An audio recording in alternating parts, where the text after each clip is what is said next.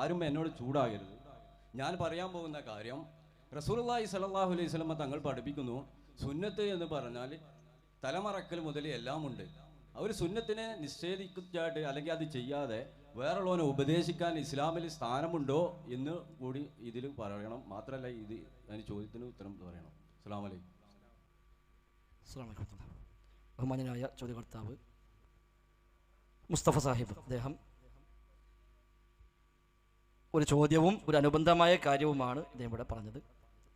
ഒന്ന്, തലമറക്കൽ കൂടി സുന്നത്താണ്, ആ സുന്നത്ത് ജീവിതത്തിൽ പാലിക്കാതെ മറ്റു വിഷയങ്ങൾ ഉപദേശിക്കുന്ന അർത്ഥമുണ്ടോ എന്നാണ്. അതിൽ രണ്ടു ഭാഗങ്ങൾ സുഹൃത്ത് മനസ്സിലാക്കേണ്ടതുണ്ട്.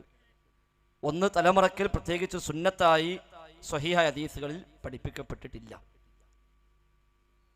നബി സ്വല്ലല്ലാഹു അലൈഹി വസല്ലം തങ്ങൾ അങ്ങനെ നിങ്ങൾ തലമറക്കണം എന്നൊരു സുന്നത്തായി നമ്മെ പ്രത്യേകമായി പറഞ്ഞിട്ടില്ല. താടി വളർത്താൻ പറഞ്ഞു, ധാരാളം ഹദീസിൽ അത് വന്നിട്ടുണ്ട്. മീശ വെട്ടാൻ പറഞ്ഞു, അത് ഹദീസുകൾ വ്യത്യസ്തമായ തലത്തിൽ പഠിപ്പിക്കപ്പെട്ടിട്ടുണ്ട്.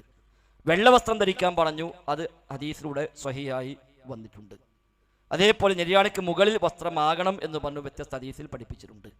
ഇങ്ങനെയൊക്കെ പഠിപ്പിച്ച കൂട്ടത്തിൽ നിങ്ങൾ തലമറക്കണം എന്ന് ഒരു അധ്യാപനം സ്വീകാര്യയോഗ്യമായ പരമ്പരയിൽ വന്നു കിട്ടിയിട്ടില്ല. എന്നാൽ നബി സ്വല്ലല്ലാഹു അലൈഹി വസല്ലം തങ്ങൾ ജീവിച്ച നാട്ടിൽ മക്കയിൽ അറബികൾ അന്നും അതിനു മുമ്പും അതിന് ശേഷവും ഒക്കെ സ്വീകരിച്ചു പോന്ന അവരുടെ നാട്ടിലെ ഒരു വേഷമാണ് തല മറക്കുക എന്നത്. അത് നബിയാകുന്ന മുമ്പും മറച്ചിട്ടുണ്ട്, അബൂജഹലും തല മറച്ചിട്ടുണ്ട്. അതേപോലെ അറബികൾ അന്നും ഇന്നും മറക്കാറുണ്ട്. ഇന്ന് അറബികൾ തലപ്പാവിന് മുകളിൽ ഒരു കറുത്ത വട്ട് കൂടി ധരിക്കാറുമുണ്ട്. അതും പഴയ കാലത്തെ ഉണ്ട്. അന്ന് ഈത്തപ്പന നാര് കൊണ്ട് കെട്ടാറ്, അങ്ങനെ മരുഭൂമിയാണ്, അതുകൊണ്ട് നടന്നു പോകുമ്പോൾ അവർ തല മറക്കുന്നതിന് അന്നത്തെ കാലത്ത് ഒരു ഉദ്ദേശം അതാണ്. പെട്ടെന്ന് ഈ പൊടിക്കാറ്റടിക്കും, അപ്പം ഒന്നാകെ പൊടി പാറും. അത് സംരക്ഷിക്കാൻ കൂടിയാണ് അവർ ഒരു മുണ്ട് സാധാരണ സ്വീകരിച്ചു പോകുന്നത്. അത് പാറിപ്പോകാതിരിക്കാൻ മുകളിൽ ഈത്തപ്പന നാര് കൊണ്ട് അവർ കെട്ടുകയും ചെയ്യും. അത് പരിഷ്കരിച്ച് വന്നപ്പോൾ റെഡിമെയ്ഡ് സാധനം വാങ്ങാൻ കിട്ടി, അപ്പോൾ അത് വാങ്ങി വെച്ചു. പിന്നെ അത് ഓൽക്ക് പേരും പെരുമയുമായി മാറി. പിന്നെ കുടുംബത്തിനനുസരിച്ചും നാട്ടിനനുസരിച്ചൊക്കെ വ്യത്യസ്ത വട്ട് ഇപ്പോൾ ഉണ്ടായിരുന്നുള്ളൂ. ഇപ്പോൾ ഗൾഫ് പോയ മനുഷ്യന്മാർക്ക് വട്ട് കണ്ടവർ പറയും ഇയാൾ സൗദിയാണോ, ഇയാൾ ഇമാറാത്തിയാണോ, ഇയാൾ ഒമാനിയാണോ എന്നൊക്കെ ആ വട്ട് നോക്കിയിട്ട് പറഞ്ഞ മനുഷ്യന്മാരുപ്പുണ്ട്. അപ്പോൾ അങ്ങനെയൊക്കെയുള്ള വ്യത്യാസങ്ങൾ വന്നു.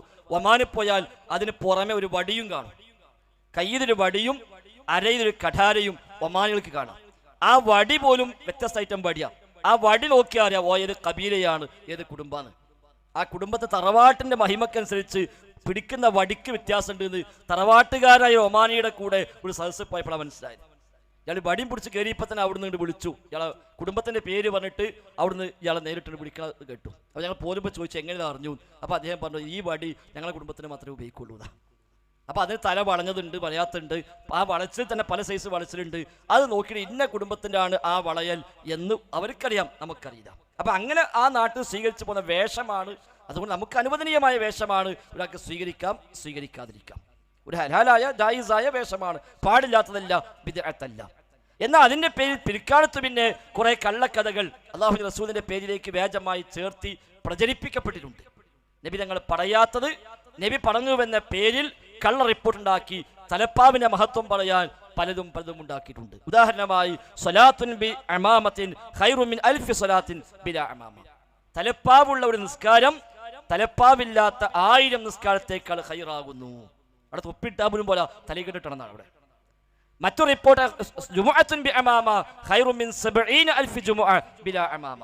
തലപ്പാവുള്ള ഒരു ജുമുഅ തലപ്പാവില്ലാത്ത 70,000 ജുമുഅയേക്കാൾ പുണ്യമാകുന്നു. ഇതൊക്കെ നബി പറഞ്ഞു എന്ന പേരിൽ പിൽക്കാലത്ത് പ്രചരിപ്പിക്കപ്പെട്ടതാണ്. അൽ ഫർഖു ബൈനൽ മുസ്ലിമി വൽ കാഫിർ അൽ അമാമത്തു ഫൗഖൽ ഖലൻസുവ.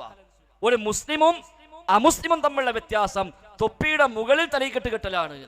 മുസ്ലിമാണ് തൊപ്പിയിട്ട് അതിന് മേലെ കെട്ടും, മുസ്ലിം അല്ലേ തൊപ്പി ഇടാതെ തലയിക്കെട്ട് കെട്ടും. അതാ രണ്ടാളും തമ്മിലുള്ള വ്യത്യാസം എന്ന് കള്ളക്കഥ ഉണ്ടാക്കിയിട്ടുണ്ട്.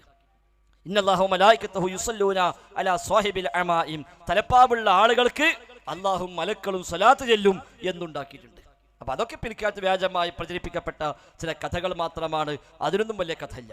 അതുകൊണ്ട് അനുവദനീയമായ വേഷമാണ് ഒരാൾക്ക് സ്വീകരിക്കാം, സ്വീകരിക്കാതിരിക്കാം. ഇനി നബി അങ്ങേയറ്റം സ്നേഹിച്ച് നബിയുടെ വേഷവും നബിയുടെ സംസ്കാരവും നബിയുടെ ദുന്യവിയായ ചെയ്തികൾ കൂടി ഒരാൾ ജീവിതത്തിൽ പാലിക്കുന്നു എന്ന് വിചാരിക്കാം. ഒരാൾ കഴുതപ്പുറത്ത് തന്നെ പോവുകയാണ്, ബസ് കയറുന്നില്ല, വാഹനത്തിൽ കാറ് കയറുന്നില്ല, അയാൾ കഴുതപ്പുറത്ത് പോകുക. എന്തേ കാര്യം? എൻ്റെ റസൂൽ കഴുതപ്പുറത്ത് പോയത്, ഞാൻ കഴുതപ്പുറത്ത് പോവുകയാണ് എന്ന് പറയാം.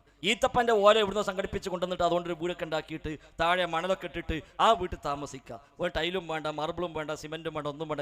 എൻ്റെ റസൂൽ അങ്ങനെയായിരുന്നു. ഗോതമ്പിൻ്റെ കഞ്ഞി ഉണ്ടാക്കിയിട്ട് അത് കുടിക്കുക, എൻ്റെ റസൂൽ അങ്ങനെയായിരുന്നു. ഒട്ടകപ്പാല് കുടിക്കുന്നു, എൻ്റെ റസൂൽ അങ്ങനെയായിരുന്നു. ഒരു നീളം കുപ്പായം ഇടുന്നു, ഒരു തലയിൽ മുണ്ടും ഇടുന്നു, എൻ്റെ റസൂൽ അങ്ങനെയായിരുന്നു എന്ന് പറഞ്ഞ് എല്ലാ രംഗത്തും ഒരാൾ നബിയെ അങ്ങനെ മാതൃകയാക്കാൻ ഒരാൾ ശ്രമിക്കുന്നുവെങ്കിൽ ആ സ്നേഹം സ്വാഗതാർഹമാണ്.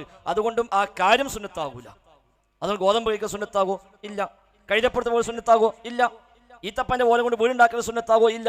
പക്ഷെ ആ സ്നേഹം സ്വാഗതാർഹമാണ്, പ്രശംസനീയമാണ് എന്ന് പറയാമെന്നല്ലാതെ അതുകൊണ്ട് ഈ കാര്യം ദീനിന്റെ ഭാഗമായി മാറുകയുമില്ല. ഇനി ഒരാൾ സുന്നത്ത് ചെയ്തില്ല എങ്കിൽ ആ സുന്നത്ത് ചെയ്യാൻ ആളുകൾ പ്രോത്സാഹിപ്പിക്കാൻ പാടില്ല എന്നല്ലാതെ അയാൾ വേറെ ഒരു സുന്നത്തിനെ പറ്റി പറയാൻ പാടില്ല, ഒരു ഫർളിനെയും കുറിച്ച് പറയാൻ പാടില്ല, ഒരു ശിർക്കിനെതിരെ സംസാരിക്കാൻ പാടില്ല എന്നതിനർത്ഥമില്ല.